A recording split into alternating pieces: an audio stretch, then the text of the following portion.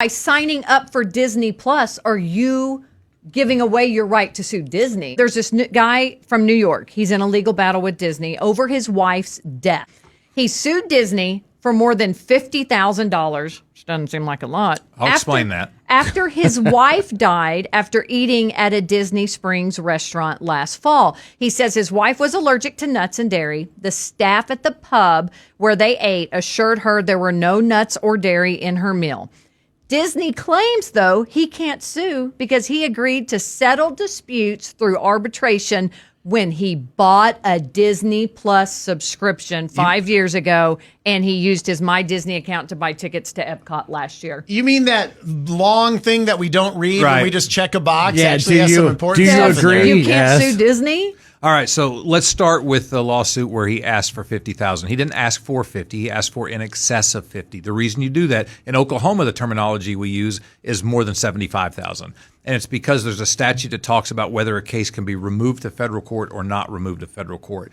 Oklahoma, the law is if you ask for in excess of 75,000 and some of the defendants are not from Oklahoma, a case could be removed to federal court, but federal court has no jurisdiction for any case in Oklahoma less than 75,000. In Florida, it's 50. So he is letting the other side know this case is going to be worth more than 50,000, and so the other side knows whether they should try to remove it if they can or not. Okay. You don't want to go to federal court in most instances. Here's why. In federal court, you get less jurors. You get 6 instead of 12. In federal court, it has to be unanimous versus state court, you have to get 9 out of 12. So I could have 3 jurors not agree with me in state court, and I could still win. If I even have 1 that doesn't in federal court, it's going to be a hung jury. So that's the 50,000. Okay. As to whether he can sue or not regarding the arbitration clause, arbitration clauses are enforceable under some circumstances, but my argument would be if I was representing him would be the two aren't causally related. For instance, you go and you want to go skydiving, and they have a document that you sign where you're waiving certain rights, and one of them is you're giving up your right to a jury trial. Okay, that is a waiver for that specific claim. Okay. To say that because you signed up for Disney Plus, which is something you watch over TV or you stream,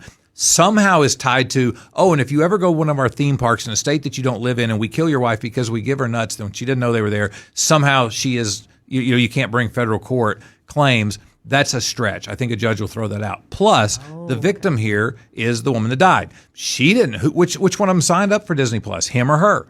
And so, there's going to be a lot that goes into that. Disney has great lawyers. Disney's a multi-billion-dollar company. But I think that the plaintiff will have a good shot at overcoming that clause that says you can't go to court, you have to go to arbitration.